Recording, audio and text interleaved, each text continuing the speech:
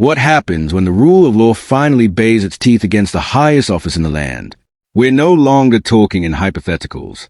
The Supreme Court has spoken, not with hesitation, not with ambiguity, but with decisive, thunderous clarity. And yet, the man at the center of this seismic ruling remains silent, clinging to power as though ethics were negotiable. Keir Starmer, the very face of a political movement once built on promises of transparency and reform, now stands as a living contradiction. This is no longer about party politics. It is about the integrity of governance itself, and the grotesque failure of leadership when confronted with the inescapable demand for accountability. This is not a witch hunt. It is not media hysteria.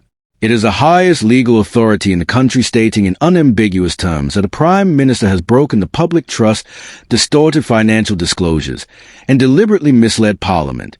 That alone should be enough.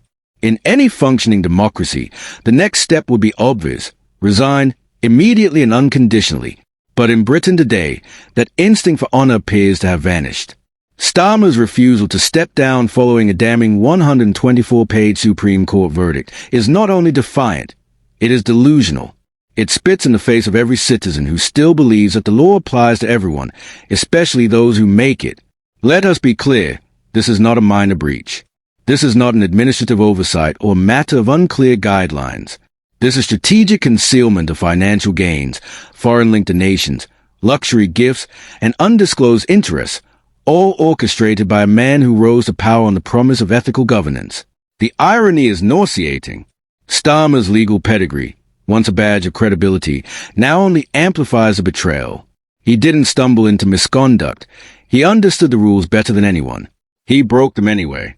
Defenders argue that the court overstepped, that this is an encroachment into politics by the judiciary. Nonsense. The court acted because no one else would. When Parliament becomes paralyzed by loyalty, when party machinery protects its own at the expense of truth, the courts must step in. That is not judicial activism. It is a final safeguard of democracy. To claim otherwise is to excuse lawlessness under the guise of democratic process. Starmer's defenders would have us believe that political popularity can somehow override criminal scrutiny. But popularity is not a shield against justice. And silence, in the face of overwhelming evidence, is not leadership. It is cowardice dressed as calculation. If Starmer will not leave voluntarily, then the consequences must be escalated. A vote of no confidence is not merely appropriate. It is essential.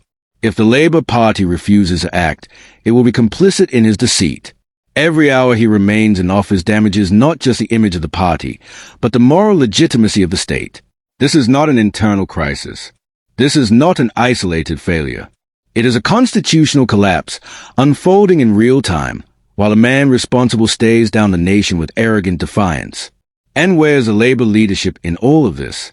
Stammering through non-answers, issuing vague statements, hiding behind process and protocol while the country demands clarity. A party that once stood for workers and transparency now appears gripped by self-preservation, calculating the optics instead of doing the right thing. Shadow ministers float words like concern and reflection while the nation calls for accountability. Words without action are complicity. Meanwhile, the opposition is sharpening its knives. Reform UK and the Conservatives smell blood in the water, and who can blame them? When the governing party abdicates its responsibility, it opens a door to forces more than willing to fill the vacuum. And make no mistake, the vacuum is vast. The public is no longer merely disappointed. They are enraged. The chants outside Westminster are not political slogans. They are battle cries. The hashtags trending online are not internet noise. They are a referendum on the soul of this government. This is how nations fracture, not through coups or cataclysms, but through a slow erosion of moral authority. We are watching it happen. We are watching a Prime Minister ignore the law, and a government too timid to hold him to it. And the longer it drags on, the more the damage calcifies into something irreversible. There is only one path forward, and it begins with resignation. Not in a week, not after consultation, not after spin. Now, the idea that the scandal can be managed, diffused, or repackaged is laughable. The time for damage control has passed. What remains is damage containment, and that begins with removing the source. Starmer must go, not just for legal reasons, but for moral ones. If the law means anything, If trust in public institutions is to survive, then there can be no exceptions, no special treatment, no legal gymnastics. This moment is not merely political. It is symbolic. It is existential. The law has drawn a line. Will we respect it? Or will we continue to excuse those who cross it because they wear the right colors, speak the right slogans, or win the right elections? Britain cannot afford another ounce of political cowardice. The clock is ticking. Starmer must resign, and the nation must remember that the rule of law is not an opinion, it is a foundation.